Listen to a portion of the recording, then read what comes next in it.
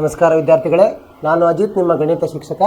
ನಾವು ನಿನ್ನೆವರೆಗೆ ಏನು ಚರ್ಚೆ ಮಾಡ್ತಿದ್ವಿ, ತ್ರಿಕೋನ ಇದರ ಮಿತಿಯ ಅನ್ವಯಗಳ ಬಗ್ಗೆ ಹೆಂಗೆ ನಮ್ಮ ದೈನಂದಿನ ಜೀವನದಲ್ಲಿ ಇದರ ಉಪಯೋಗ ಇದೆ ಅಂತ ಇದರ ಬಗ್ಗೆ ನಾವು ಚರ್ಚಿಸ್ತಾ ಇದ್ವಿ.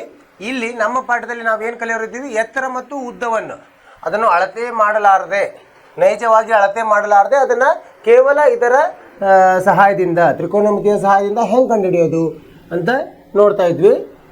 ಏನಂದರೆ ಇಲ್ಲಿ ಅವುಗಳ ಅನುಪಾತ ಗೊತ್ತಿದ್ದು ನಾವು ಕಂಡುಹಿಡಿಬೋದು. ಅದನ್ನು ಲಂಬಕೋನ ತ್ರಿಭುಜಕ್ಕೆ ಆ ಥರ ಮಾಡಿಕೊಂಡು ಊಹೆ ಮಾಡಿ ನಾವು ಕಂಡುಹಿಡಿಬೋದು ಅಂತ ನಾವು ಕಲ್ತೀವಿ. ಇದರಲ್ಲಿ ಕೆಲವೊಂದು ಉದಾಹರಣೆಗಳನ್ನು ನೋಡಿದ್ವಿ.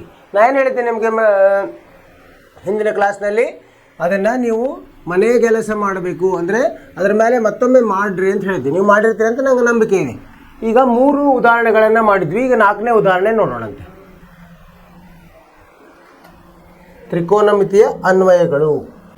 ಇವು ಕೆಲವು ಅನ್ವಯಗಳು. ಅಂದರೆ ನಾವೆಲ್ಲೇನು ಮಾಡ್ತಿದ್ವಿ, ಎತ್ತರ ಅಥವಾ ಉದ್ದವನ್ನು ಮಾತ್ರ ಕಂಡುಹಿಡಲಿಕ್ಕೆ ಇಲ್ಲಿ ನಾವು ಕಲಿತಾ ಇದ್ದೀವಿ. ಇನ್ನೂ ತುಂಬ ಅನ್ವಯಗಳಿವೆ. ಇದು ಈಗ ನೋಡೋಣ. ಉದಾಹರಣೆ 4 ನೋಡೋಣಂತೆ. ಉದಾಹರಣೆ 4 ಏನಿದೆ? ಉದಾಹರಣೆ 4, ನೆಲದ ಮೇಲಿನ ಒಂದು ಬಿಂದು ಪಿ ನಿಂದ, ಇಲ್ಲಿ ನೆಲದ ಮೇಲೆ ಪಿ ಅಂತ ಒಂದು ಬಿಂದು ಇದೆ. 10 ಮೀಟರ್ ಎತ್ತರದ ಕಟ್ಟಡದ ಎತ್ತರ ಕೊಟ್ಟಿದ್ದಾರೆ. ಎಷ್ಟಿದೆ? ಇದು ಎ ಬಿ ಇದೆಯಲ್ಲ, 10 ಮೀಟರ್ ಎತ್ತರ ಇದೆ. ಮೇಲ್ತುದಿಯ ಉನ್ನತ ಕೋನದ ಮೇಲೆ ನೋಡ್ತಾ ಇದ್ದೀವಿ, 30 ಡಿಗ್ರಿ. ಇಲ್ಲಿ ನೋಡ್ರಿ, ಇಲ್ಲಿಂದ 30 ಡಿಗ್ರಿ, ಇಲ್ಲಿಂದ ಈ ಬಿಗೆ ಹೆಂಗಿದೆ, 30 ಡಿಗ್ರಿ ಇದೆ ಉನ್ನತ ಕೋನ. ಕಟ್ಟಡದ ಮೇಲೆ ಧ್ವಜವನ್ನು ಹಾರಿಸಿದೆ. ಇಲ್ಲಿ ಬಿ ಡಿ ಅಂತ ಒಂದು ಧ್ವಜ ಇದೆ, ಅದನ್ನು ಹಾರಿಸಿದೆ. ಮತ್ತು ಪಿ ಬಿಂದುವಿನಿಂದ ಈ ಧ್ವಜದ ಸ್ತಂಭದ ಮೇಲ್ತುದಿಯಲ್ಲಿ ಡಿ ಮೇಲ್ತುದಿ ಉನ್ನತ ಕೋನವು 45 ಡಿಗ್ರಿ. 45 ಡಿಗ್ರಿಯಲ್ಲೇ ಕ್ಷಿತಿಜ ರೇಖೆಗೆ, ಯಾವಾಗಲೂ ನಾವು ಕ್ಷಿತಿಜ ರೇಖೆಗೆ ಕೋನವನ್ನು ಹೇಳ್ತೀವಿ 45 ಡಿಗ್ರಿ. ಯಾವುದದು? D P A 45 degree. ಹಾಗಾದರೆ ಧ್ವಜದ ಸ್ತಂಭದ ಉದ್ದವನ್ನು, ಇದರದ್ದು ಉದ್ದ, ಎತ್ತರ, ಇದರದ್ದು ಎಷ್ಟು ಉದ್ದ ಇದೆ ಅಂತ ಕಂಡುಹಿಡಿಬೇಕು. ಮತ್ತು ಪಿ ಬಿಂದುವಿನಿಂದ ಕಟ್ಟಡಕ್ಕಿರುವ ದೂರ, ಇದು ಪಿ ಎ ಅನ್ನು ಕಂಡುಹಿಡಿಬೇಕು. ಇಲ್ಲೇನು ಕೊಟ್ಟಿದ್ದಾರೆ, ಒಂದು ನಮಗೆ ಅನುಕೂಲಕ್ಕೆ ವರ್ಗಮೂಲ 3 ಅಂದರೆ 1.732 ಅಂತ ತಗೊಳ್ರಿ. ನೀವು ಅದನ್ನು ಮತ್ತೆ ಕಂಡುಹಿಡಿಯೋ ಕಾರಣ ಇಲ್ಲ, ಅವರಾಗೆ ಕೊಟ್ಬಿಟ್ಟಿದ್ದಾರೆ ಇಲ್ಲಿ. ಹಾಗಾಗಿ ನಾವು ಹೆಂಗೆ ಇದು ಪರಿಹಾರ ನೋಡೋಣಂತೆ. ಇಲ್ಲೇನಿದೆ, ಎ ಬಿ ಯು ಕಟ್ಟಡದ ಎತ್ತರ, ಕಟ್ಟಡದ ಎತ್ತರ. ಬಿ ಡಿ ಯು ಧ್ವಜಸ್ತಂಭ, ಧ್ವಜಸ್ತಂಭ. ಮತ್ತು ಪಿ ದತ್ತ ಬಿಂದು, ಇದೇನಿದೆ ನೆಲದ ಮೇಲಿನ ಬಿಂದುವನ್ನು ಸೂಚಿಸುತ್ತವೆ. ಇಲ್ಲಿ 2 ತ್ರಿಭುಜಗಳಿರೋದನ್ನು ಗಮನಿಸಿ. ಯಾವ್ಯಾವ ಆಗ್ತವೆ? 2 ತ್ರಿಭುಜ ಆಗ್ತವೆ. ಯಾವುದು? P A D, P A B ಮತ್ತು ಪಿ ಎ ಡಿ ಅಂತ 2 ತ್ರಿಭುಜಗಳೇ ಆಗ್ತವೆ. ಇಲ್ಲಿ ನಾವು ಧ್ವಜಸ್ತಂಭದ ಉದ್ದವನ್ನು, ಅಂದರೆ ಧ್ವಜಸ್ತಂಭದ ಉದ್ದ ಯಾವುದಿದೆ? ಡಿ ಬಿ ಇದೆ. ಮತ್ತು ಪಿ ಬಿಂದುವಿನಿಂದ ಕಟ್ಟಡಕ್ಕಿರುವ ದೂರ ಅಂದರೆ ಯಾವ್ದು ಇರ್ತದೆ? ಪಿ ಎ ಇರ್ತದೆ. ಇವನ್ನೆರಡು ಕಂಡುಹಿಡಿಬೇಕಾಗಿದೆ ನಾವು.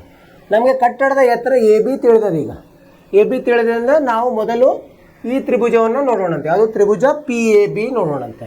ಇಲ್ಲಿ ಏನಿದೆ, ಇಲ್ಲಿ ಟ್ಯಾನ್ 30 ತೊಗೊಂಡ್ರೆ ಏನಾಗುತ್ತೆ, ಎ ಬಿ ಗೊತ್ತಿದೆ, ಪಿ ಎ ಅನ್ನು ಕಂಡುಹಿಡಲಿಕ್ಕೆ ಆಗ್ತದೆ. ಯಾಕಂದರೆ ಟ್ಯಾನ್ 30 ಹೆಂಗೆ ಕಂಡುಹಿಡ್ತೀವಿ ನಾವು?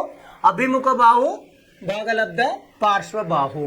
ಇಲ್ಲಿ ಅಭಿಮುಖ ಬಾಹು ಎ ಬಿ ಆಗಿದೆ, ಪಾರ್ಶ್ವ ಬಾಹು ಪಿ ಎ ಆಗಿದೆ. ಟ್ಯಾನ್ 30 ಸಮ ಎ ಬಿ ಭಾಗಲಬ್ಧ ಎ ಪಿ ಆಗ್ತದೆ. ಟ್ಯಾನ್ 30ರ ಬೆಲೆ ಗೊತ್ತಿದೆ, ನಿರ್ದಿಷ್ಟ ಕೋನಗಳ ಬೆಲೆ ನಾವು ಒಂದು ಕೋಷ್ಟಕದಲ್ಲಿ ಕಲ್ತಿದ್ದೀವಿ.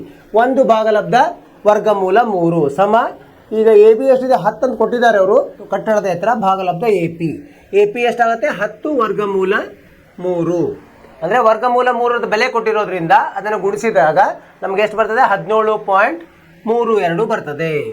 ಈಗ ಬಂತು, ನಾವು ಎಷ್ಟು ಕಟ್ಟಡದಿಂದ ಆ ಪಿಯ ಇದು ಬಂತು ನಮಗೆ, ಏನು ದೂರ. ಈಗ ಏನು ಮಾಡೋದು, ನಮಗೆ ಧ್ವಜದ ಎತ್ತರ ಬೇಕು. ಧ್ವಜದ ಎತ್ತರ ಹೆಂಗೆ ಬರ್ತದೆ ನಮಗೆ? ಮೊದಲು ನಾವು ಎದಿಂದ ಡಿ ಅನ್ನು ಕಂಡು ಹಿಡ್ಕೋಬೇಕು. ಯಾಕಂದರೆ ನೇರವಾಗಿ ಇದು ಲಂಬಕೋನ ಆಗಲ್ಲ, ಇಲ್ಲಿವರೆಗೆ ಲಂಬಕೋನ ಆಗ್ತದೆ, P A D. So A D ಕಂಡು ಹಿಡಿದು ಅವಾಗ ಅದರಲ್ಲಿ ಎ ಪಿಯನ್ನು ನಾವು ಅಂದರೆ ಕಳೆದು ಬಿಟ್ಟರೆ ನಮಗೆ ಬಿ ಡಿ ಸಿಗ್ತದೆ. ಅದು ಎ ಡಿ ಹೆಂಗೆ ಬರ್ತದೆ? ನಾವು ಇಲ್ಲೇ ಪಿ ಎ ಗೊತ್ತಿದೆ. ಈಗ ಟ್ಯಾನ್ 45 ಅಂದರೆ ಏನಾಗಿ ಬರ್ತದೆ? ಡಿ ಎ ಭಾಗಲಬ್ಧ ಪಿ ಎ ಬರ್ತದೆ. ಡಿ ಎ ಅಥವಾ ಎ ಡಿ ಭಾಗಲಬ್ಧ ಎ ಪಿ. ಎ ಡಿ ಅಂದರೆ ಎಷ್ಟು? 10 ಸಂಕಲನ ಎಕ್ಸ್. ಅಂದರೆ ಡಿ ಬಿದು ಎಕ್ಸ್ ಅಂತ ತೊಗೊಂಡಿದ್ವಿ ನಾವು. 10 ಸಂಕಲನ ಎಕ್ಸ್ ಭಾಗಲಬ್ಧ ಎ ಪಿ ಕಂಡು ಹಿಡಿದಿದ್ದೀವಿ. 10 ವರ್ಗಮೂಲ 3 ಅಂತ. ಆಮೇಲೆ ಟ್ಯಾನ್ 45 ಗೊತ್ತಿದೆ ನಮಗೆ, ಟ್ಯಾನ್ 45ರ ಬೆಲೆ 1 ಇದೆ. ಸೊ 1 ಸಮ 10 ಸಂಕಲನ ಎಕ್ಸ್ ಭಾಗಲಬ್ಧ 10 ವರ್ಗಮೂಲ 3. ಇದನ್ನು ಕತ್ತರಿ ಗುಣಾಕಾರ ಮಾಡಿದಾಗ ಈ ಬಲಗಡೆ ಎಡಗಡೆ ಹೋದಾಗ ಇದು ಏನಾಗ್ತದೆ, ಭಾಗಲಬ್ಧ ಇರೋದು ಗುಣಲಬ್ಧ ಆಗ್ತದೆ. ಅವಾಗ ಎಕ್ಸ್ ಬೆಲೆ ಬರ್ತದೆ ಎಷ್ಟು, 10 ಕಂಸದಲ್ಲಿ ವರ್ಗಮೂಲ 3 ಋಣ 1. ವರ್ಗಮೂಲ 3 ಎಷ್ಟು ಕೊಟ್ಟಿದ್ದಾರೆ, 1.732 ಬಂದಿದೆ. ಅದನ್ನು ನಾವು ಕಳೆದು ಗುಣಿಸಿದಾಗ 7.32 ಬರ್ತದೆ. ಧ್ವಜದ ಸ್ತಂಭದ ಉದ್ದ ಬಂತು ನಮಗೆ 7.32. ಅರ್ಥವಾಯಿತು ವಿದ್ಯಾರ್ಥಿಗಳೇ? ಸರಳವಾಗಿದೆ. ಏನಂದರೆ ನಾವು ಯಾವ ಅನುಪಾತವನ್ನು ಉಪಯೋಗಿಸಬೇಕು ಅಂತ ತಿಳ್ಕೊಂಡ್ರೆ ಸಾಯಿತು. ಎದುರುಗಡೆ ಬಾಹು ಕೊಟ್ಟು ಪಕ್ಕದ ಬಾಹು ಕೇಳ್ತಾ ಇದ್ದಾರೆ ಅಂದರೆ ನಾವು ಟ್ಯಾನ್ ಅನ್ನು ಉಪಯೋಗಿಸಬೇಕು. ಮತ್ತು ಎದುರುಗಡೆ ಬಾಹು ಕೊಟ್ಟು ವಿಕರ್ಣವನ್ನು ಕೇಳ್ತಿದ್ರೆ ಸೈನ್ ಅನ್ನು ಉಪಯೋಗಿಸಬೇಕು. ಆಮೇಲೆ ಪಾರ್ಶ್ವಭಾವ ಕೊಟ್ಟು ವಿಕರ್ಣ ಕೇಳಿದ್ರು ಅಥವಾ ವಿಕರ್ಣ ಕೊಟ್ಟು ಪಾರ್ಶ್ವಭಾವ ಕೇಳಿದ್ರೆ ಕೋಸ್ ಅನ್ನು ಉಪಯೋಗಿಸಬೇಕು. ಈಗ ಮುಂದಿನ ಉದಾಹರಣೆಗೆ ಹೋಗೋಣಂತೆ. ಉದಾಹರಣೆ 5. ಉದಾಹರಣೆ 5 ಏನಿದೆ ನೋಡಿ. ಈಗ ಇಲ್ಲಿ ಒಂದು ತ್ರಿಭುಜ ಕೊಟ್ಟಿದ್ದಾರೆ, 2 ತ್ರಿಭುಜಗಳು ಪಕ್ಕ ಪಕ್ಕ ಇದೆ. ನೆಲದ ಮೇಲೆ ನೇರವಾಗಿ ನಿಂತ ಸ್ತಂಭವೊಂದರ ನೆರಳಿನ ಉದ್ದವು ಸೂರ್ಯನಡಿನ ಕೋನವು 60 ಡಿಗ್ರಿ ಇದ್ದಾಗ, ಸೂರ್ಯ ಇಲ್ಲಿದ್ದು ಅದು 60 ಡಿಗ್ರಿ ಇದ್ದಾಗ ಉಂಟಾದ ನೆರಳಿನ ಉದ್ದಕ್ಕಿಂತ 30 ಡಿಗ್ರಿ ಇದ್ದಾಗ ಉಂಟಾದ ನೆರಳಿನ ಉದ್ದವು 40 ಮೀಟರ್ ಹೆಚ್ಚಾಗಿದೆ. ಈಗ ಇಲ್ಲಿಂದ ಸೂರ್ಯ ಇಲ್ಲಿ ಮೇಲೆ ಇದ್ದಾಗ ಇಲ್ಲಿ ಬಂತದ ನೆರಳು, ಇಷ್ಟು ಬಂತು ನೆರಳು.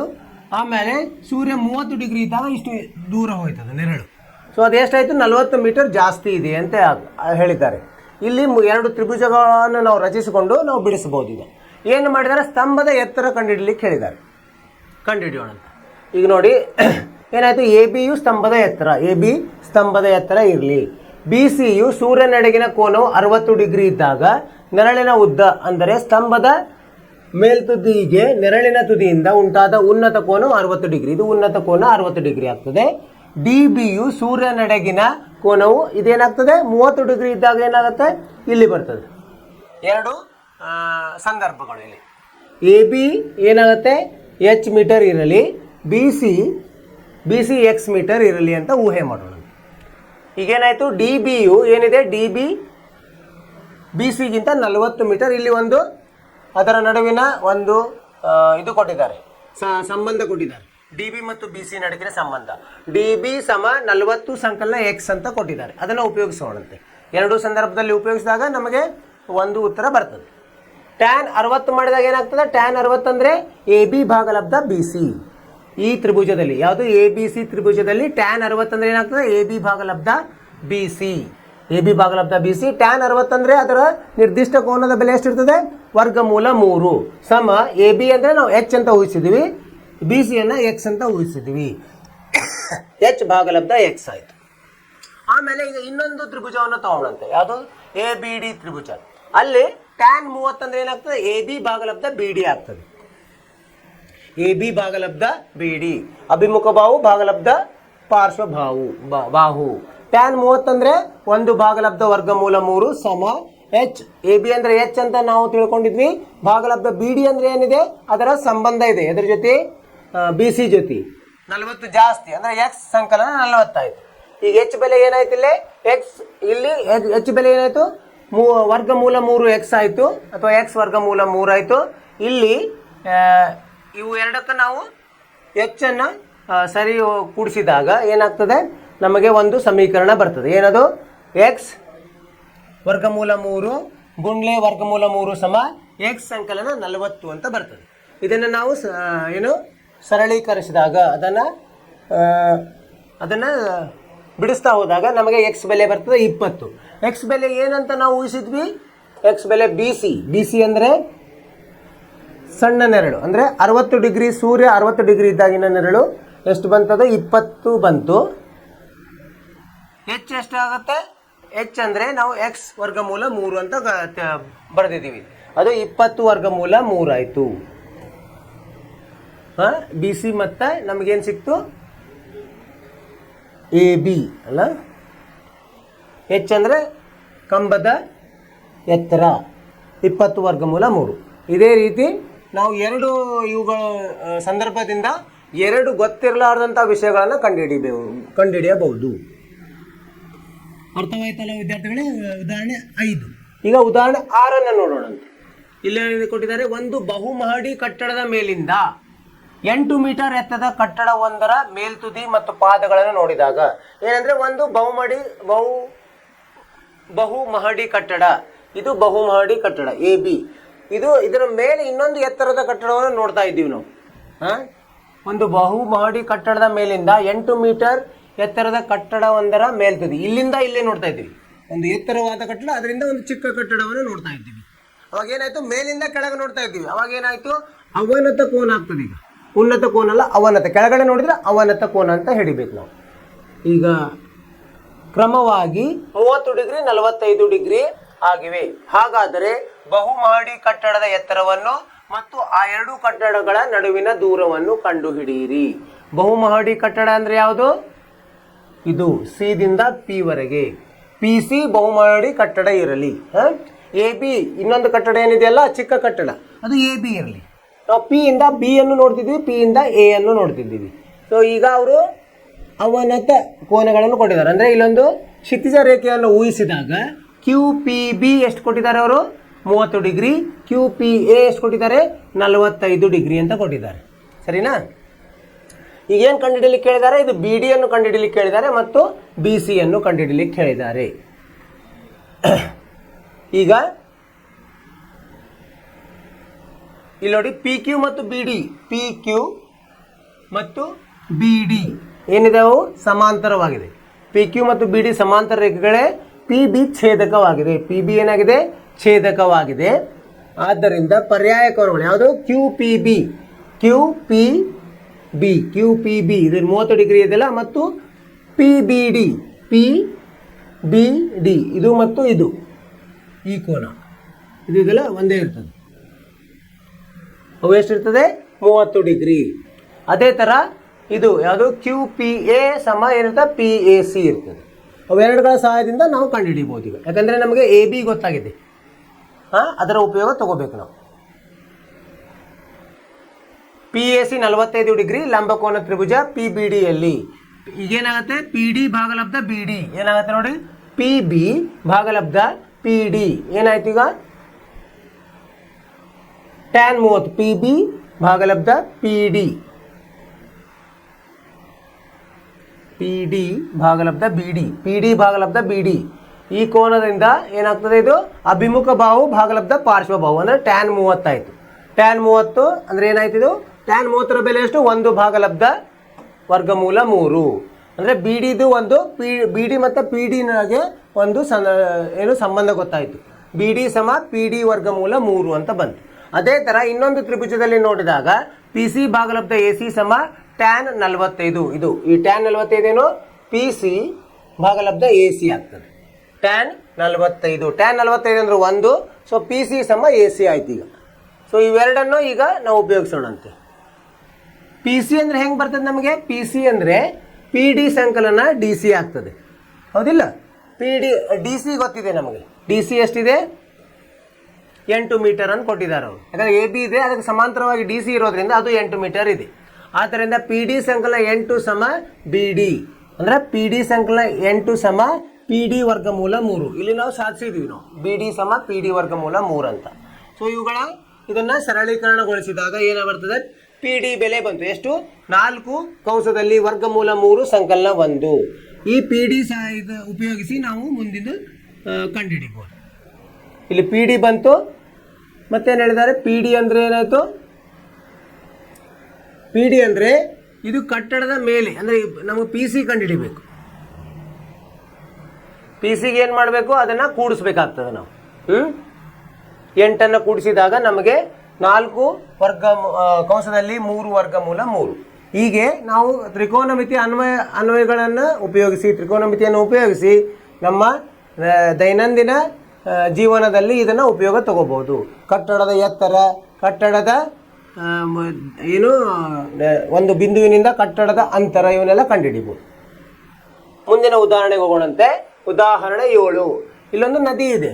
ನದಿಗೆ ಕಟ್ಟಲಾದ ಸೇತುವೆಯ ಮೇಲಿನ ಒಂದು ಬಿಂದುವಿನಿಂದ ನದಿಯ ಎರಡೂ ಪಾರ್ಶ್ವದ ದಡಗಳನ್ನು ನೋಡಿದಾಗ ಉಂಟಾದ, ಮೇಲಿಂದ ಕೆಳಗೆ ನೋಡಿದ್ರೆ ಏನಂತೀವಿ ನಾವು? ಅವನತ ಕೋನಗಳು. ಇದು ಏನಿದೆ? ನದಿ ಇದೆ. ಇಲ್ಲಿ ಮೇಲೆ ಒಂದು ಬ್ರಿಡ್ಜ್ ಕಟ್ಟಿದ್ದಾರೆ ಇಲ್ಲಿ ಸೇತುವೆ. ಇಲ್ಲಿ ಮೇಲಿನ ತುದಿಯಿಂದ ನೋಡ್ತಾ ಇದ್ದಾರೆ. ಎ ಮತ್ತು ಬಿ ಏನೋ ಅವು ನದಿಯ 2 ದಡಗಳು. 30 ಡಿಗ್ರಿ 45 ಡಿಗ್ರಿ ಇದೆ. ಸೇತುವೆಯು ದಡದ ಮೇಲಿಂದ ಅಂದ್ರೆ ನೀರಿನ ಏನು ಇದೆಯಲ್ಲ ಸಮತಟ್ಟಾದ ಅದ್ರ ಮೇಲಿಂದ ಸೇತುವೆ ಎತ್ತರ ಕೊಟ್ಟಿದ್ದಾರೆ. ಅಷ್ಟು 3 ಮೀಟರ್ ಇದೆ. ಹಾಗಾದರೆ ನಾವು ನದಿಯ ಅಗಲವನ್ನು ಕಂಡುಹಿಡಿಯಿರಿ. ಇಲ್ಲೇನಾಗ್ತದೆ, 2 ತ್ರಿಭುಜಗಳಾಗ್ತವೆ.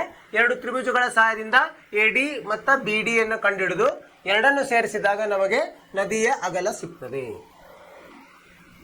ಇಲ್ಲಿ ನಾವು ಹೆಂಗ್ ಪರಿಹಾರ ಮಾಡೋದು, ಎ ಮತ್ತು ಬಿ ನದಿಯ 2 ಪಾರ್ಶ್ವದ ದಡಗಳು. ಆದ್ದರಿಂದ AB ಯು ನದಿಯ ಅಗಲವಾಯಿತು, ಒಂದು ತುದಿಯಿಂದ ಇನ್ನೊಂದು ತುದಿಗೆ. ಆಮೇಲೆ ನದಿಯ ಮೇಲಿಂದ ಇಲ್ಲಿ ಇದು ಒಂದು P ಇಂದ D ಗೆ ಲಂಬವಾಗಿ ಎಳೆದಾಗ PD ಎಷ್ಟಾಗುತ್ತೆ, ಅಥವಾ PD ಅಥವಾ DP 3 ಮೀಟರ್ ಆಯ್ತು ಎತ್ತರ. ನಾವು APB ಯ ಬಾಹು AB ಅಂದರೆ ನದಿಯ ಅಗಲವನ್ನು ಲೆಕ್ಕಿಸಬೇಕಾಗಿದೆ. ಸೊ APD ಯಲ್ಲಿ ಏನಾಗುತ್ತೆ, ಇದು ಕೊಟ್ಟಿದ್ದಾರೆ ಇಲ್ಲಿ, ಇದು APD ಯಲ್ಲಿ ಈ ಕೋನ ಎಷ್ಟಾಗ್ತದೆ, ಈ ಕೋನ 30. ಯಾಕಂದರೆ ಇವು ಎಂತ ಈ ಕೋನ ಸಮ ಈ ಕೋನ ಆಗ್ತದೆ. ಯಾಕಂದರೆ ಇಲ್ಲೊಂದು ಕ್ಷಿತಿಜ ಲೈನು ADಗೆ P ದಿಂದ ಇದು ಎಳೆದ ಸಮಾಂತರ ರೇಖೆ ಇರೋದ್ರಿಂದ ಇವು ಪಾರ್ಶ್ವಕೋನಗಳು ಅವೇನಾಗ್ತದೆ ಒಂದೇ ಇರ್ತದೆ. PAD 30 ಡಿಗ್ರಿ ಬರ್ತದೆ.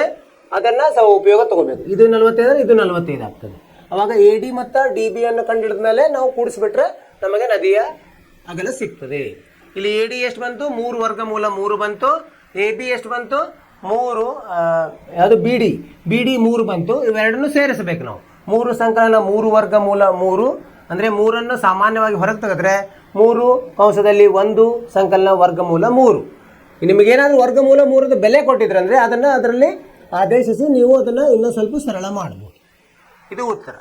ಅರ್ಥವಾಯಿತು ವಿದ್ಯಾರ್ಥಿಗಳೇ? ಇಲ್ಲಿವರೆಗೆ ಉದಾಹರಣೆಗಳನ್ನು ನೋಡಿದೆ, 7 ಉದಾಹರಣೆಗಳನ್ನು. ಈಗ ನಾವು ಇದೇ ಥರದ ಅಭ್ಯಾಸವನ್ನು ಮಾಡೋಣ. ಅಂದರೆ ನಿಮ್ಗೆ ಈಗ ನಾವು ಸ್ವಂತ ಮಾಡಬೇಕಾಗ್ತದೆ ಅಭ್ಯಾಸ ಅಂದರೆ. ಇಲ್ಲಿ ಉದಾಹರಣೆಯನ್ನು ಎಲ್ಲ ಆ ಉತ್ತರ ಸರಿ ಇದು ಎಲ್ಲಿ ತಯಾರಿರ್ತದೆ, ನಾವು ನೋಡೋದು ಬರೆಯೋದಾಗ್ತದೆ. ಆದರೆ ಇದು ಅಭ್ಯಾಸವನ್ನು ಮಾಡಿದಾಗ ನಮಗೆ ಎಷ್ಟು ತಿಳಿದಿದೆ ಅಂತ ಅರ್ಥ ಆಗ್ತದೆ. ಅದನ್ನು ಈಗ ಮಾಡೋಣ. ಈಗ ಎಷ್ಟಾಯಿತು, ಉದಾಹರಣೆ 6 ಆಯಿತು ಮತ್ತು ಉದಾಹರಣೆ 7 ಆಯಿತು. ಈಗ ಅಭ್ಯಾಸವನ್ನು ನೋಡೋಣ. ಅಭ್ಯಾಸ 9.1 ಇಲ್ಲಿ ಒಂದನ್ನೇ ಲೆಕ್ಕವನ್ನು ನೋಡೋಣಂತೆ. ಏನಿದೆ ಲೆಕ್ಕ ಓದೋಣಂತೆ. ಒಬ್ಬ ಸರ್ಕಸ್ಸಿನ ಕಲಾವಿದನು ನೇರ ಸ್ತಂಭದಿಂದ ಹಿಗ್ಗಿಸಿ ನೆಲಕ್ಕೆ ಕಟ್ಟಿರುವ 20 ಮೀಟರ್ ಉದ್ದದ ಹಗ್ಗದ ಮೇಲೆ ಹತ್ತಿದ್ದಾನೆ. ನೆಲದೊಂದಿಗೆ ಹಗ್ಗವು ಉಂಟು ಮಾಡಿದ ಕೋನವು 30 ಡಿಗ್ರಿ ಆದರೆ ಸ್ತಂಭದ ಎತ್ತರವನ್ನು ಕಂಡುಹಿಡಿಯಿರಿ. ಏನು ಮಾಡಿದ್ದಾರೆ ಅಂದರೆ, ಸರ್ಕಸ್ ನೋಡಿರ್ತೀರಿ ನೀವು. ಸರ್ಕಸ್ನಲ್ಲಿ ಅವ್ರು ಏನು ಕಲಾವಿದರು ಏನು ಮಾಡ್ತಾರೆ, ಒಂದು ಹಿಂಗೆ ಜಾರುವ ಹಗ್ಗದ ಮೇಲೆ ನಡೆಯೋದು ಅದೆಲ್ಲ ನಿಮಗೆ ತೋರಿಸ್ತಾ ಇರ್ತಾರೆ. ಇಲ್ಲೇನಿದೆ, ಒಂದು ಕಂಬ ಇದೆ ಇಲ್ಲಿ AB, ಇಲ್ಲಿ ACಗೆ ಒಂದು ಹಗ್ಗವನ್ನು ಕಟ್ಟಿದ್ದಾರೆ. ಇದು ಚಿತ್ರವನ್ನು ಬರ್ಕೊಂಬಂತೆ. ಅಂದರೆ ತ್ರಿಭುಜವನ್ನು ಹೇಳಿದ್ರೆ ನಮಗೆ ಅರ್ಥ ಆಗ್ತದೆ. ಒಂದನೆಯ ಲೆಕ್ಕ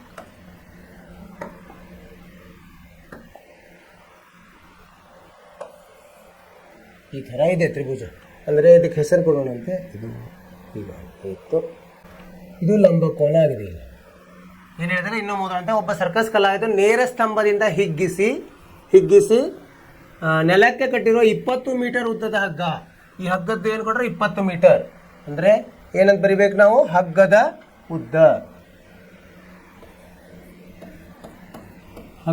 ಉದ್ದ ಯಾವ್ದು ಬರ್ತದೆ, AC ಎಷ್ಟು ಕೊಟ್ಟಿದ್ದಾರೆ, 20 ಮೀಟರ್. ಏನೇನು ಕೊಟ್ಟಿರ್ತಾರೆ ಅದನ್ನು ಬರ್ಕೊಂಡ್ಬಿಡೋದು. ಆಮೇಲೆ ಹಗ್ಗ ಉಂಟು ಮಾಡಿದ ಕೋನವು 30 ಡಿಗ್ರಿ. ಯಾವ ಕೋನ 30 ಡಿಗ್ರಿ, ಇಲ್ಲಿ ನೆಲದಿಂದ ಇಲ್ಲಿ ಆಗಿದೆಯಲ್ಲ ಯಾವುದು, ACB ಕೋನ ACB ಸಮಯ ಎಷ್ಟಿದೆ, 30 ಡಿಗ್ರಿ ಅಂತ ಹೇಳಿದ್ದಾರೆ. ಅವ್ರು ಏನು ಕಂಡು ಹಿಡಿಯಲಿಕ್ಕೆ ಹೇಳಿದ್ದಾರೆ, ಸ್ತಂಭದ ಎತ್ತರ ಅದು AB. ಸ್ತಂಭದ ಎತ್ತರ AB ಎಷ್ಟಂತ ನಾವು ಕಂಡುಹಿಡಿಬೇಕು. ಈಗ ನೋಡಿ ಏನೇನಿದೆ ನಮಗಿಲ್ಲಿ. ಈ ಕೋನಕ್ಕೆ ಸಂಬಂಧಿಸಿದಂತೆ ಲಂಬಕೋನದ ಎದುರುಗಡೆ ಇರೋದು ಯಾವುದು, ವಿಕರ್ಣ ಗೊತ್ತಿದೆ. ಆಮೇಲೆ ನಮಗೆ AB ಅಂದ್ರೆ ಏನು, ಅಭಿಮುಖ ಬಾಹು, ಅದನ್ನು ಕೇಳಿದ್ದಾರೆ. ಅಂದರೆ ವಿಕರ್ಣ ಅಭಿಮುಖ ಬಾಹು ಎದರಲ್ಲಿ ಬರ್ತದೆ, sin 30ರಲ್ಲಿ ಬರ್ತದೆ. ಅದನ್ನು ಉಪಯೋಗಿಸ್ಬೇಕು ನಾವು. ಪರಿಹಾರ. ಈಗ ಇಲ್ಲಿ ನೋಡಿ sin 30 ಅಂದರೆ ಏನು ಬರ್ತದೆ? sin 30 ಸಮ ಅಭಿಮುಖ ಬಾಹು ಎ ಬಿ ಭಾಗಲಬ್ಧ ಎ ಸಿ. ಈಗೇನು ಕಂಡುಹಿಡಿಬೇಕು ನಾವು? ಎ ಬಿ ಕಂಡುಹಿಡಿಬೇಕು.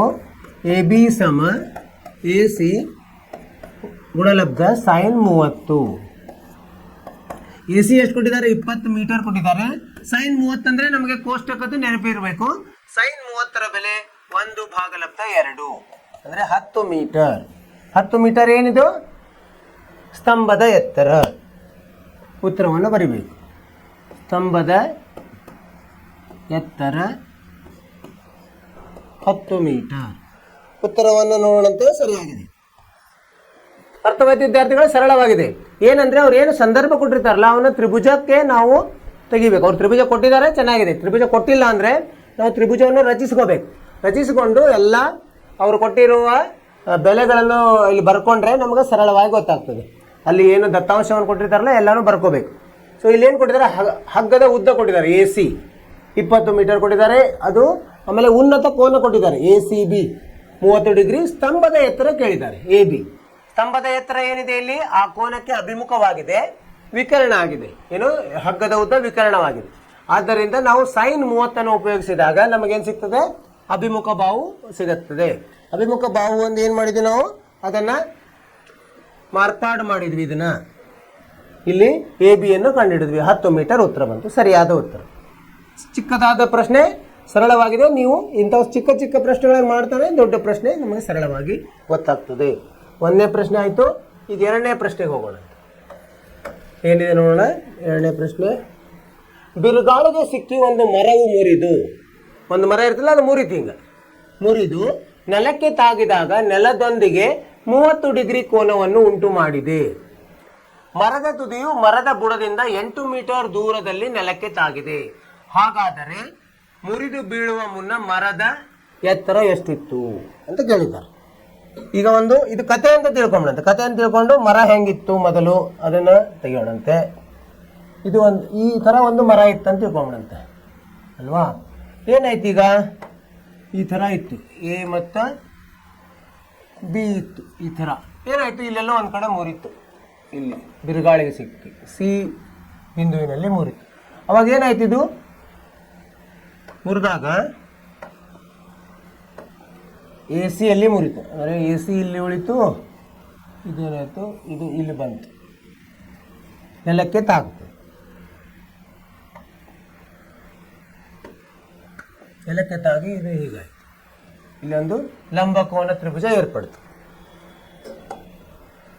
ಇದೇನಾಯಿತು? ಎ ಇಲ್ಲಿ ಉಳಿತು, ಇಲ್ಲಿ ಸಿ ಉಳಿತು, ಇಲ್ಲಿ ಬಿ ಉಳಿತು, ಇಲ್ಲಿ ಲಂಬಕೋನ ಆಯಿತು. ಈಗ ಅವ್ರು ಏನು ಹೇಳಿದ್ದಾರೆ? ಎ ಬಿ ಉದ್ದ ಕೇಳಬೇಕು. ಎ ಬಿ ಉದ್ದ ಹೆಂಗೆ ಕಂಡುಹಿಡಿಯಲಿಕ್ಕಾಗುತ್ತೆ? ನಮಗೆ ಎ ಸಿನೂ ಗೊತ್ತಿರಬೇಕು, ಬಿ ಸಿನೂ ಗೊತ್ತಿದ್ರೆ ಅದನ್ನು ಸೇರಿಸಿದರೆ ನಮಗೆ ಎ ಬಿ ಉದ್ದ ಬರ್ತದೆ. ಏನೇನು ಕೊಟ್ಟಿದ್ದಾರೆ ಮೊದಲು ಬರ್ಕೊಂಬಂತವ್ರು. ಬಿರುಗಾಳಿಯನ್ನು ನೆಲಕ್ಕೆ ತಾಗಿದ ನೆಲದೊಂದಿಗೆ ಇದು 30 ಡಿಗ್ರಿ ಆಗಿದೆ. ಕೋನ ಸಿ ಬಿ ಎ ಸಮ 30 ಡಿಗ್ರಿ ಆಗಿದೆ.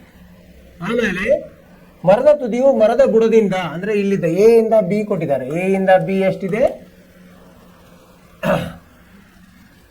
ಎದಿಂದ ಬಿ 8 ಮೀಟರ್ ಅಂತ ಕೊಟ್ಟಿದ್ದಾರೆ. ಈಗ ಈ ಎ ಬಿ ಪೂರ್ತಿ ಎ ಸಿ ಸಂಕಲನ ಬಿ ಸಿ ಕಂಡುಹಿಡಬೇಕು. ಅವಾಗ ಇದು ಬಿ ಸಿಗ್ತದೆ. ಇದು ಆಮೇಲೆ ಈಗೇನಾಯ್ತು? ಈಗ 8 ಮೀಟರ್, ಇದು 8 ಮೀಟರ್ ಆಗಿದೆ. ಸರಿನಾ? ಈಗ ನಾವು ಇದನ್ನು ಕಂಡುಹಿಡಿಬೇಕಂದ್ರೆ ಇದು ವಿಕರ್ಣ, ಇದು ಪಾರ್ಶ್ವಬಾಹು. ಸರಿನಾ? ಪರಿಹಾರ. ಈಗ ನಾವು cos 30 ತಗೊಂಡ್ರೆ ಏನಾಗ್ತದೆ ನೋಡಿ. cos 30 ಸಮ ಎ ಬಿ ಪಾರ್ಶ್ವಬಾಹು ಭಾಗಲಬ್ಧ ವಿಕರ್ಣ ಬರ್ತದೆ. ಈಗ ಬಿ ಸಿ ಎಷ್ಟಾಯಿತು? A B 8 ಭಾಗಲಬ್ಧ cos 30. cos 30 ವರ್ಗಮೂಲ 3 ಭಾಗಲಬ್ಧ 2.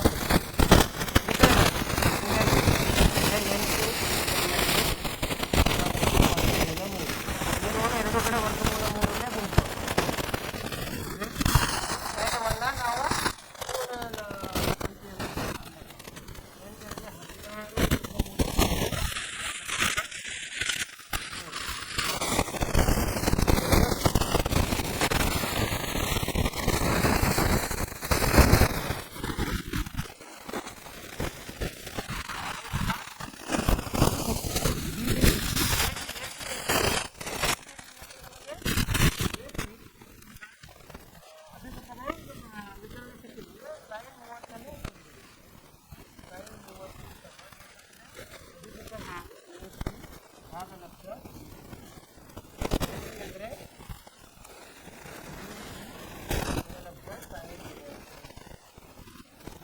ಎಷ್ಟು ಬಂದಿದೆ ನಮಗೆ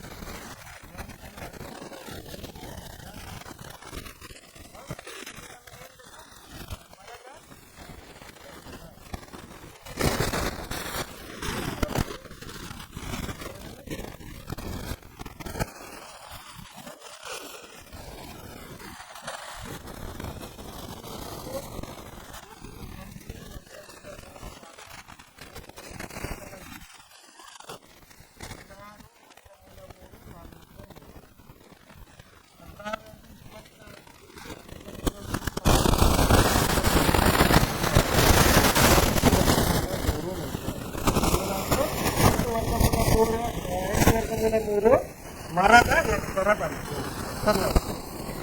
ಏನು ಮಾಡಿದ್ವಿ ನಾವು ಮೊದಲ ಊಹಿಸಿದ್ವಿ ಬಂದು ಮೂಡಿಸೋದು ಅಂತ. ಈಗ ಎ ಬಿ ACB ನಮಗೆ ಇದು ಬೇಕಂದ್ರೆ ಇದು ಸಹ ಬೇಕು, ನಮಗೆ ಇದು ಸಹ ಬೇಕು. ಎರಡನ್ನು ಸೇರಿಸಿದಾಗ ನಮಗೆ ಮರದ ಮೂಲ ಎತ್ತರ ಗೊತ್ತಾಗ್ತದೆ. ಈಗ ಈ ಐರನ್ ಕೊಟ್ಟಿದ್ದಾರೆ, ಮುರಿದಾಗ ನೆಲದ ಜೊತೆ ಅದು 30 ಡಿಗ್ರಿ ಆಗಿದೆ.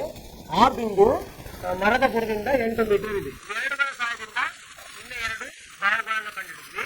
ಕಂಡುಹಿಡಿದಾಗ ಏನು ಬಂದು ಒಂದು AC ಬೆಲೆ ಎಷ್ಟು ಬಂತು? AC ಬೆಲೆ 8 ವರ್ಗಮೂಲ 3 ಭಾಗಲಬ್ಧ 3 ಬಂತು. ಆಮೇಲೆ BC ಯ ಬೆಲೆ 16 ವರ್ಗಮೂಲ 3 ಭಾಗಲಬ್ಧ 3 ಬಂತು. ಇವೆರಡನ್ನು ಸೇರಿಸಿದಾಗ ಮರದ ಮೂಲ ಉದ್ದ ಬಂತು, ಅದು 8 ವರ್ಗಮೂಲ 3 ಸರಿಯಾದ ಉತ್ತರ. ಏನು ಮಾಡಬೇಕು? ಇಲ್ಲ ಜಾಸ್ತಿ ನೀವು ಮನೆಯಲ್ಲಿ ಪ್ರಯತ್ನ ಮಾಡಬೇಕು. ಮುಂದಿನ ಲೆಕ್ಕಕ್ಕೆ ಹೋಗೋಣಂತೆ. ಮೂರನೆಯ ಲೆಕ್ಕ.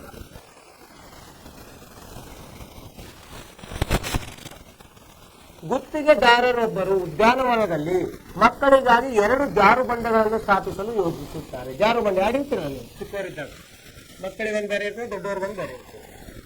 5 ವರ್ಷದ ಕೆಳಗಿನ ಮಕ್ಕಳಿಗೆ ಇಲ್ಲಿ ಸುಮಾರು 1.5 ಮೀಟರ್ ಎತ್ತರ ಮತ್ತು ನೆಲಕ್ಕೆ 30 ಡಿಗ್ರಿ ಕೋನ ಉಂಟಾಗುವಂತೆ ಹಿರಿಯ ಮಕ್ಕಳಿಗೆ ಜಾರುಬಂಡೆ ಸುಮಾರು 3 ಮೀಟರ್ ಎತ್ತರ ಮತ್ತು ನೆಲಕ್ಕೆ 60 ಡಿಗ್ರಿ ಓರೆ ಆಗಿರುವಂತೆ ಸ್ಥಾಪಿಸಲು ಇಷ್ಟಪಡುತ್ತಾರೆ.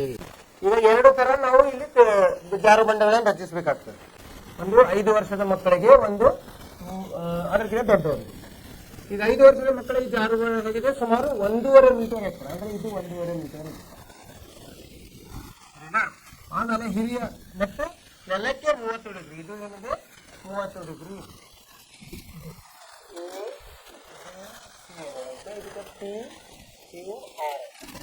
ಸರಿನಾ? ಆಮೇಲೆ ಹಿರಿಯ ಮಕ್ಕಳಿಗೆ, ಇದು ಹಿರಿಯ ಮಕ್ಕಳಿಗೆ ಜಾರುಬಂಡೆ ಸುಮಾರು 3 ಮೀಟರ್, ಇಲ್ಲಿ 3 ಮೀಟರ್ ಇದೆ ಮತ್ತು ಇದರ ಕೋನ 60 ಡಿಗ್ರಿ ಆಯಿತು. 60 ಡಿಗ್ರಿ.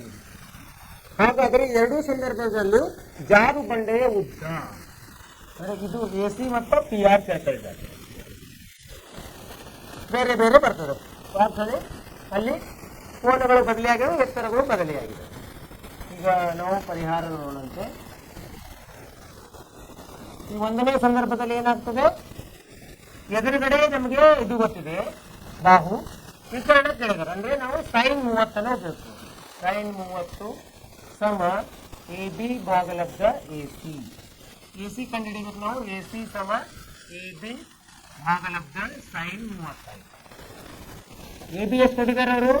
1.5 ಮೀಟರು ಭಾಗಲಬ್ಧ sin 30 ಅಂದ್ರೆ 1 ಭಾಗಲಬ್ಧ 2, 1 ಭಾಗಲಬ್ಧ 2. ಇದು ಛೇದದಲ್ಲಿ ಇರೋದ್ರಲ್ಲಿ 2 ಅದು ಏನಾಗ್ತದೆ? ಗುಣಾಕಾರ ಆಗ್ತದೆ. 1.5 ಗುಣಲಬ್ಧ 2 ಅಂದ್ರೆ 3 ಮೀಟರ್ ಆಯಿತು.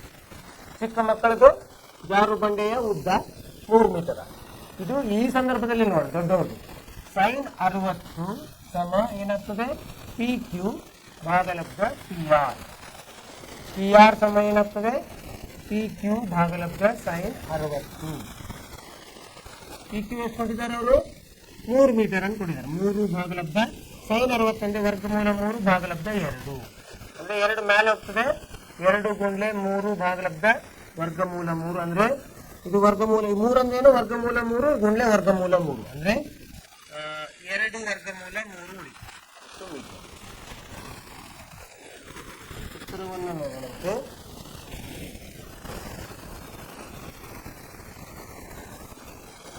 ಚಿಕ್ಕ ಮಕ್ಕಳದು ಇದು 3 ಮೀಟರ್ ಆಗ ಬಂದಿದೆ. ಇದು ದೊಡ್ಡವ್ರದ್ದು 2 ವರ್ಗಮೂಲ 3 ಮೀಟರ್ ಉತ್ತರ ಬಂದಿದೆ. ಸರಿಯಾದ ಉತ್ತರ. ಏನು ಮಾಡಿದ್ವಿ, 2 ಸಂದರ್ಭಗಳು ಇದೆ. ಇಲ್ಲಿ ಒಂದು ಚಿಕ್ಕ ಮಕ್ಕಳಿದೆ, ಒಂದು ಹಿರಿಯರಿದೆ. ಚಿಕ್ಕ ಮಕ್ಕಳು ಏನು ಕೊಟ್ಟಿದ್ದಾರೆ, ಅವರು ಜಾರು ಬಂಡೆ ಎತ್ತರ 1.5 ಮೀಟರ್ ಕೊಟ್ಟಿದ್ದಾರೆ ಮತ್ತು ಅದು ನೆಲದಿಂದ ಉನ್ನತ ಕೋನ 30 ಡಿಗ್ರಿ ಆಗಿದೆ. ಜಾರು ಬಂಡೆಯ ಉದ್ದ ಕೇಳಿದ್ದಾರೆ, ಅದು ಎಲ್ಲರೂ ವಿಕರಣದ ಆಗ್ತದೆ. ಆದ್ದರಿಂದ ಅಭಿಮುಖ ಬಾಹು ಭಾಗಾರ್ಥ ವಿಕರಣ ಅಂದ್ರೆ ಸೈನ್ ಅನ್ನು ಉಪಯೋಗಿಸ್ತೇವೆ. ನಾವು ಸೈನ್ ಅನ್ನು ಉಪಯೋಗಿಸಿದಾಗ ಇಲ್ಲಿ 3 ಮೀಟರ್ ಬಂತು, ಯಾವುದು AC. ಇಲ್ಲಿ PQS ಬಂತು, PRS ಬಂತು, ಇಲ್ಲಿ 2 ವರ್ಗಮೂಲ 3 ಬಂತು. 2 ಸರಿಯಾದ ಉತ್ತರ. ನಿಮ್ಗೆ ಅರ್ಥವಾಯ್ತು ಅಂತಿಕೊಂಡು ವಿದ್ಯಾರ್ಥಿಗಳೇ, ಮುಂದಿನ ಲೆಕ್ಕಕ್ಕೆ ಹೋಗೋಣಂತೆ. 4ನೇಯ ಪ್ರಶ್ನೆ. ಗೋಪುರದ ಪಾದದಿಂದ 30 ಮೀಟರ್ ದೂರದ ಮೇಲಿನ ಒಂದು ಬಿಂದುವಿನಿಂದ ಗೋಪುರದ ತುದಿಯನ್ನು ನೋಡಿದಾಗ, ಅಂದ್ರೇನು, ಗೋಪುರದ ಪಾದದಿಂದ 30 ಮೀಟರ್ ದೂರ ಇದೆ. ಇಲ್ಲೊಂದು ಗೋಪುರ ಇದೆ, 30 ಮೀಟರ್ ದೂರದಕ್ಕೆ ಒಂದು ಬಿಂದು ಇದೆ. ಈ ತರ ಇಲ್ಲಿ ತ್ರಿಭುಜವನ್ನು ರಚಿಸಿದಾಗ ಈ ತರ ಬರ್ತದೆ.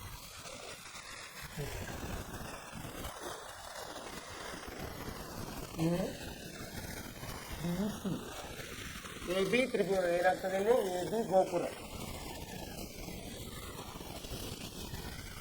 ಮತ್ತೆ C ಏನಾಗ್ತದೆ ಬಿಂದು. ಗೋಪುರದ ಪಾದದಿಂದ 30 ಮೀಟರ್ ಅಂದ್ರೆ BC ಎಷ್ಟಿದೆ, 30 ಮೀಟರ್ ದೂರದ ನೆಲದ ಮೇಲಿನ ಒಂದು ಬಿಂದುವಿನಿಂದ ಗೋಪುರದ ತುದಿಯನ್ನು ನೋಡಿದಾಗ ಉಂಟಾದ ಉನ್ನತ ಕೋನವು 30 ಡಿಗ್ರಿ. ಇದು ಏನಿದೆ, 30 ಡಿಗ್ರಿ ಇದೆ. ಅದು ACB ಕೋನ, ACB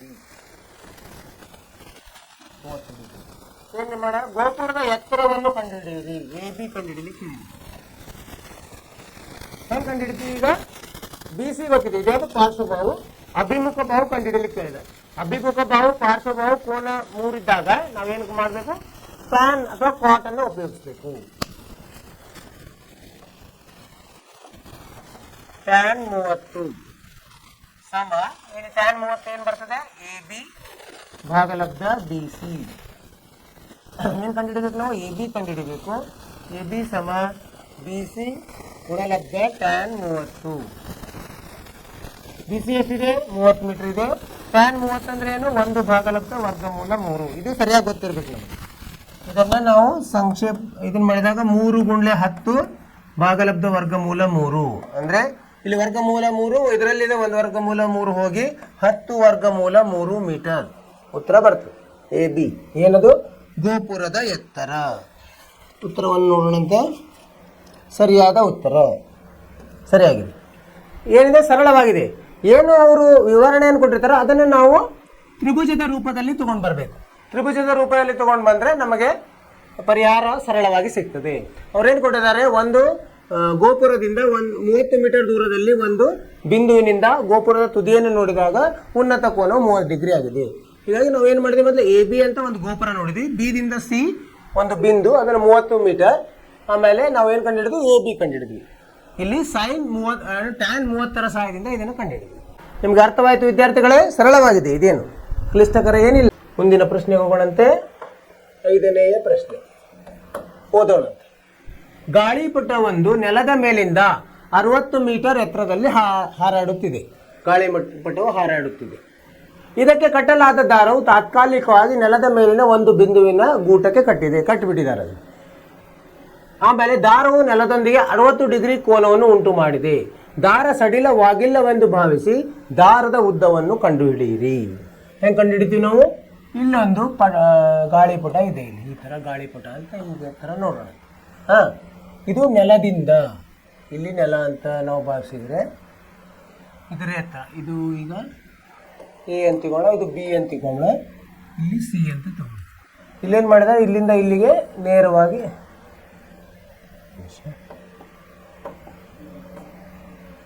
ಒಂದು ದಾರ ಹೇಗಿದೆ, ನೇರವಾಗಿದೆ, ಅದು ಸೀದವಾಗಿದೆ, ಹಿಂಗೆ ಕಟ್ಟಿದ್ದಾರೆ.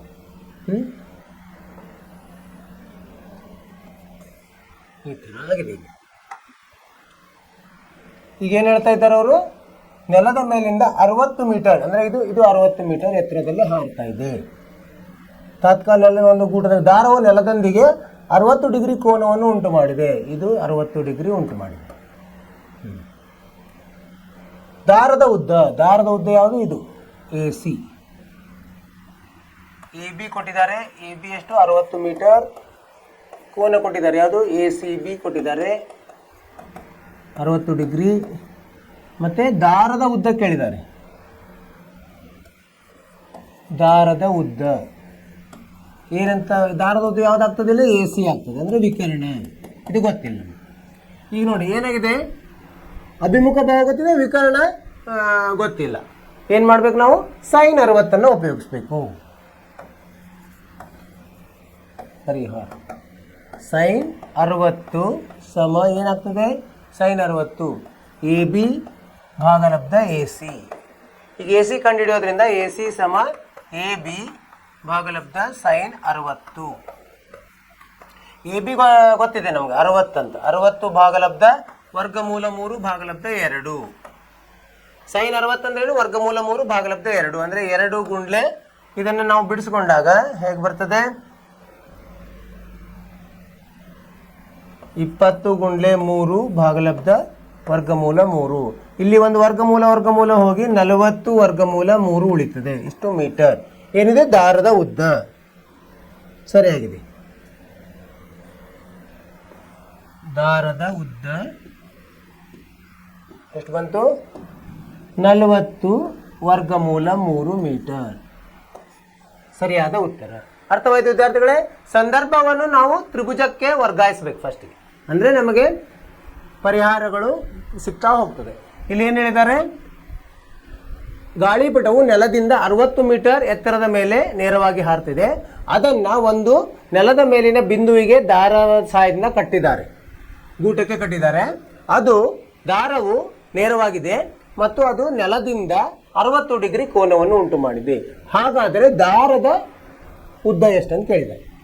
ಇಲ್ಲಿ ತ್ರಿಭುಜವನ್ನು ಹಾಕಿದಾಗ ನಮಗೇನು ಬಂತು, 60 ಡಿಗ್ರಿಯ ಅಭಿಮುಖ ಭಾವ ಗೊತ್ತಿದೆ, ನಮಗೆ ವಿಕರ್ಣವನ್ನು ಕಂಡುಹಿಡಬೇಕಾಯ್ತು. ಇದಕ್ಕೆ ಅದರ ಸಲುವಾಗಿ ನಾವೇನು ಮಾಡಿದ್ವಿ, sin 60 ಅನುಪಾತವನ್ನು ಉಪಯೋಗಿಸಿದ್ವಿ. sin 60 ಅಂದರೆ AB ಭಾಗಲಬ್ಧ AC. ಇಲ್ಲಿ AC ಕಂಡುಹಿಡಿದಾಗ ಅದು 40 ವರ್ಗಮೂಲ 3 ಬಂತು. ನಿಮ್ಗೆ ಅರ್ಥವಾಯ್ತು ಅಂತ ತಿಳ್ಕೊಂಡು ನೀವು ವಿದ್ಯಾರ್ಥಿಗಳೇ, ಮುಂದಿನ ಪ್ರಶ್ನೆಗೆ ಹೋಗೋಣಂತೆ. 6ನೇ ಪ್ರಶ್ನೆ ಓದೋಣ. 1.5 ಮೀಟರ್ ಎತ್ತರದ ಹುಡುಗನೊಬ್ಬ 30 ಮೀಟರ್ ಎತ್ತರದ ಕಟ್ಟಡದಿಂದ ಸ್ವಲ್ಪ ದೂರದಲ್ಲಿ ನಿಂತಿದ್ದಾನೆ. ಕಟ್ಟಡದ ಹತ್ತಿರಕ್ಕೆ ನಡೆದು ಹೋಗುವಾಗ ಕಟ್ಟಡದ ಮೇಲ್ತುದಿಗೆ ಅವನ ಕಣ್ಣಿನಿಂದ ಉಂಟಾದ ಕಟ್ಟಡದ ಮೇಲ್ತುದಿಗೆ ಕಣ್ಣಿನಿಂದ ನೋಡ್ತಾನೆ ಅವನು ಉಂಟಾದ ಉನ್ನತ ಕೋನ 30 ಡಿಗ್ರಿಯಿಂದ 60 ಡಿಗ್ರಿ ಹೆಚ್ಚುತ್ತದೆ. ಹಾಗಾದರೆ ಅವನು ಕಟ್ಟಡದ ಕಡೆಗೆ ಎಷ್ಟು ದೂರ ನಡೆದು ಬಂದಿದ್ದಾನೆ? ಇಲ್ಲಿ ಒಂದು ಊಹೆ, ಚೆನ್ನಾಗಿರೋ ಊಹೆ ಇರಬೇಕು ನಮಗೆ. ಒಂದು ಕಟ್ಟಡ 30 ಮೀಟರ್ ಎತ್ತರದ ಕಟ್ಟಡ, ಇದು 30 ಮೀಟರ್ ಎತ್ತರದ ಕಟ್ಟಡ. ಒಬ್ಬ ಹುಡುಗ ನಡೀತಾ ಬರ್ತಾ ಇದ್ದಾನೆ. ಇಲ್ಲಿ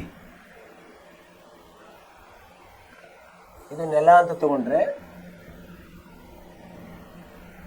ಮೊದಲು ಇಲ್ಲಿದ್ದವ, ಆಮೇಲೆ ಇಲ್ಲಿಂದ ಇಲ್ಲಿಗೆ ಬಂದ. ಸರಿನಾ? ಈಗ ಇಲ್ಲಿಂದ ತುದಿಯನ್ನು ನೋಡ್ತಾ ಇದ್ದಾನೆ ಕಣ್ಣಿನಿಂದ, ಮತ್ತು ಇಲ್ಲಿಂದ ಇಲ್ಲಿಗೂ ನೋಡಿದ, ಎರಡು ಕಡೆ ನೋಡಿದ. ಈಗೇನಾಯಿತು, ಇದರದ ಉದ್ದ ಎಷ್ಟು, ಅವನ ಎತ್ತರ 1.5 ಮೀಟರ್. ಕಟ್ಟಡದ ಎತ್ತರ ಪೂರ್ತಿ ಇಲ್ಲಿಂದ ಇಲ್ಲಿಗೆ, ಇದಕ್ಕೆ A ಅನ್ನೋಣ, ಇದಕ್ಕೆ B ಅನ್ನೋಣ, ಇದಕ್ಕೆ C, ಇದಕ್ಕೆ D, ಇದಕ್ಕೆ E ಅಂತ ಹೇಳೋಣ, ಇದಕ್ಕೆ F,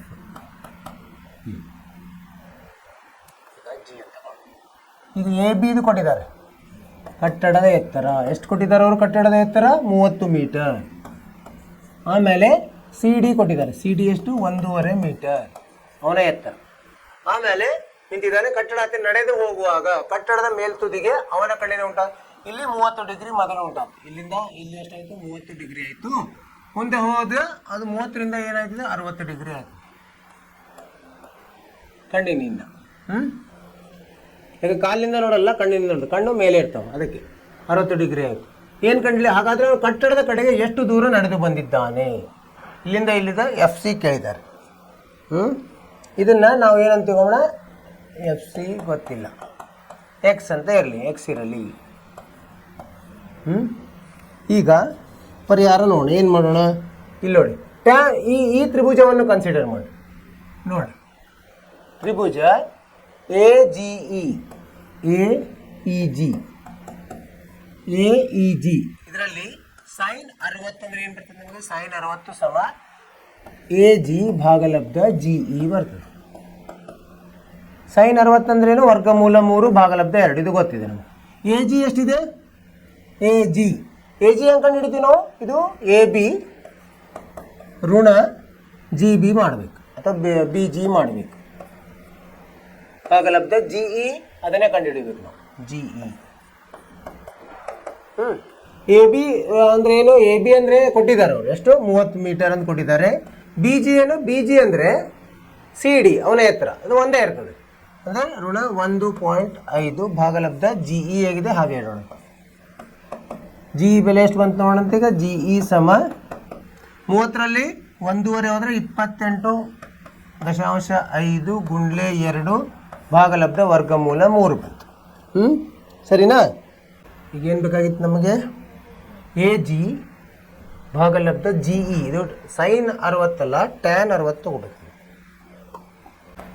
tan 60 ಅಂದರೆ AG ಭಾಗಲಬ್ಧ GE, ಅಭಿಮುಖ ಬಾಹು ಭಾಗಲಬ್ಧ ಪಾರ್ಶ್ವ ಬಾಹು. ಈಗ G ಅಂದರೆ 28 ಇದನ್ನು ಮೇಲೆ ಕೆಳಗೆ ವರ್ಗಮೂಲ 3ರಿಂದ ಗುಣಿಸಿದಾಗ ಏನಾಗ್ತದೆ, ಇದು 28 ವರ್ಗಮೂಲ 3 ಭಾಗಲಬ್ಧ 3 ಆಗ್ತದೆ. 3 ಅಂದರೆ 3 7 3 8 24, 3 9 ಬರ್ತದೆ. 3 9 27.5 ಅಂದರೆ 9.5 ವರ್ಗಮೂಲ 3 ಬಂತಿದೆ. GE, G ಅಂದರೆ BF, ಎರಡು ಒಂದೇ. ಈಗ ಮುಂದೆ ಏನು ಮಾಡ್ಬೇಕು ನಾವು, ಪೂರ್ತಿ ಅನ್ನೋದು ನೋಡೋಣಂತೆ. ಯಾವುದು, ADG ತ್ರಿಭುಜ ADG ಒಳಗೆ ಏನಾಗುತ್ತೆ, ಇಲ್ಲಿ tan 30 ಅಂದ್ರೆ ಏನು, AG ಭಾಗಲಬ್ಧ GD. tan 30 ಅಂದರೆ AG ಭಾಗಲಬ್ಧ GD. ಸರಿಯಾಗಿದ್ದಿಲ್ಲ. AG ಭಾಗಲಬ್ಧ ಅಭಿಮುಖ ಬಾಹು ಭಾಗಲಬ್ಧ ಪಾರ್ಶ್ವ ಬಾಹು. AG ಎಷ್ಟಿದೆ ಇಲ್ಲಿ ಕಂಡು ಹಿಡಿದೀವಿ. AG ಎಷ್ಟು, 28.5 ಭಾಗಲಬ್ಧ GD ಗೊತ್ತಿಲ್ಲ. GD ಎಷ್ಟಾಗುತ್ತೆ, 28.5 ಭಾಗಲಬ್ಧ tan 30 ಕೆಳಗಡೆ ಬಂದಾಗ ಏನಾಗ್ತದೆ, 1 ಭಾಗಲಬ್ಧ ವರ್ಗಮೂಲ 3 ಅಂದರೆ 28.5 ವರ್ಗಮೂಲ 3 ಆಯಿತು. ಈಗ ನಾವು ಏನು ಕಂಡುಹಿಡಿಬೇಕು, ಅವನು ಎಷ್ಟು ಹತ್ತಿರ ಬಂದ, ಇಲ್ಲಿಂದ ಇಲ್ಲಿಗೆ ಅದರ ಎಷ್ಟು ಹತ್ತಿರ ಬಂದಿದ್ದಾನೆ, C ಇಂದ F ಗೆ ಎಷ್ಟು ದೂರ ಬಂದಿದ್ದಾನೆ ಅಂದರೆ FC ಕಂಡುಹಿಡಿಬೇಕು. FC ಅಂದ್ರೂ ಒಂದೇ, DE ಅಂದ್ರೂ ಒಂದೇ.